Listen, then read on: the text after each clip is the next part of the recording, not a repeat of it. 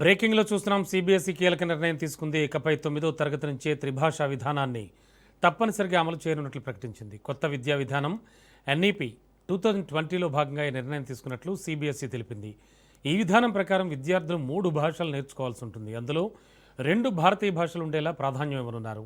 ప్రాంతీయ భాషల అభివృద్ధితో పాటు విద్యార్థుల్లో భాషా నైపుణ్యాలను పెంపొందించడమే లక్ష్యమని అధికారులు చెబుతున్నారు.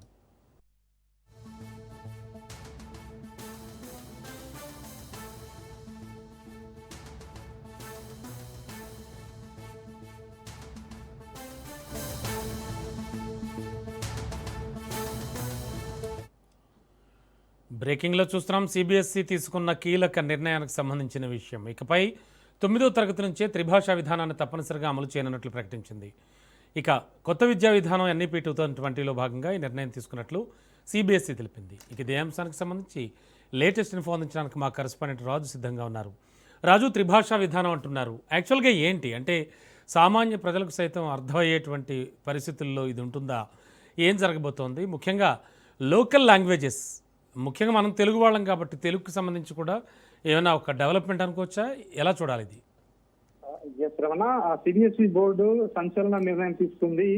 దేశవ్యాప్తంగా ఉన్నటువంటి సిబిఎస్ఈ బోర్డులో చదువుతున్నటువంటి విద్యార్థులకు త్రిభాషా విధానాన్ని ఇక నుంచి అమల్లోకి తీసుకొస్తున్నట్టు ప్రకటించింది. అయితే ఈ విద్యా సంవత్సరం నుంచే 2026-27 విద్యా సంవత్సరం నుంచే ఇది అమల్లోకి తీసుకురావాలని చెప్పేసి కూడా ఉత్తర్వులు కూడా తాజాగా జారీ చేయడం జరిగింది. 9వ తరగతి నుంచి కూడా 3 భాష త్రిభాషా విధానం, అదే విధంగా ఇలా మనం చూస్తున్నట్టయితే 2 ఏవైతే మదర్ లాంగ్వేజ్, అదే విధంగా ఏదైతే మదర్ టంగ్ ఉంటుందో దీంతో పాటు స్థానిక లాంగ్వేజ్ ఒకటి, అదే విధంగా ఇంకొకటి ఆప్షనల్ లాంగ్వేజ్, ఏదైనా నచ్చిన లాంగ్వేజ్ సెలెక్ట్ చేసుకోవడానికి కూడా అవకాశం కల్పిస్తున్నట్టుగా కూడా ఈ ఉత్తర్వుల్లో పేర్కొనడం జరిగింది. 2026-27 నుంచే దీన్ని అమలు చేయాలని చెప్పేసి కూడా జాతీయ విద్యా విధానం 2020 national council of education research and training grade చేసిన పాఠ్య ప్రణాళికకు అనుగుణంగా ఇది ఉంటుందని చెప్పేసి కేంద్ర ప్రభుత్వం ఇప్పటికే చెప్తా ఉంది. అయితే కొత్త విద్యా సంవత్సరం నుంచి 9వ తరగతి నుంచి దీన్ని 3 భాషల్లో చూసుకున్నట్టయితే R1, R2, R3గా ఎంపిక చేసుకోవాలి విద్యార్థులు అని చెప్పేసి కూడా ఉత్తర్వుల్లో పేర్కొన్నారు.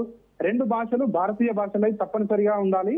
ఈ కొత్త భాష ఏదైతే ఉందో ఫ్రెంచ్, జర్మన్ లాంటి ఇతర విదేశీ భాషలు కూడా ఒక భాషను ఆప్షనల్ గా ఎంచుకునే అవకాశము విద్యార్థులకు ఇందులో ఉంటుంది అని చెప్పి కూడా ఉత్తర్వుల్లో మనకు కనిపిస్తా ఉంది. ఈ 3 భాషల అధ్యయనాన్ని కొత్తగా విడుదల చేసినటువంటి ఎన్సీఆర్టీ పాఠ్య ప్రణాళికలో చేర్చినట్లు ఇప్పటికే సిబిఎస్ఈ బోర్డు వెల్లడి చేసింది. విద్యార్థులు ఎంచుకునే మొదటి 2 లాంగ్వేజ్లు భారతీయ భాషలు అయితేనే 3వ లాంగ్వేజ్ విదేశీ భాషను ఎంచుకునేందుకు అవకాశం ఉంటుంది తప్ప మొదటి 2 భాషల్లో ఒకటి, ఖచ్చితంగా 2 భాషల్లో ఏదైనా ఒకటి మాత్రమే ఉంటే మాత్రం 3వ భాషను ఎంచుకోవడానికి ఆప్షన్ ఉండదు అని చెప్పేసి కూడా ఇందులో మనకు స్పష్టంగా కనిపిస్తా ఉంది.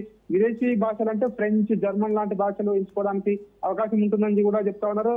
ముఖ్యంగా మాతృభాష ఏదైతే భారతీయ భాషలు అయితేనే R1, R2 మొదటగా సెలెక్ట్ చేసుకున్న 2 లాంగ్వేజ్లు ఏవైతే ఉంటాయో ఆ 2 కూడా భారతీయ భాషలే ఉండాలని చెప్పేసి కూడా ఈ ఉత్తర్వుల్లో మనకు కనిపిస్తా ఉంది. అయితే ఈ సబ్జెక్ట్ కు సంబంధించి పరీక్ష పాఠశాలలోనే ఇంటర్నల్స్ రూపంలో నిర్వహిస్తారని చెప్పేసి కూడా తెలుస్తా ఉంది.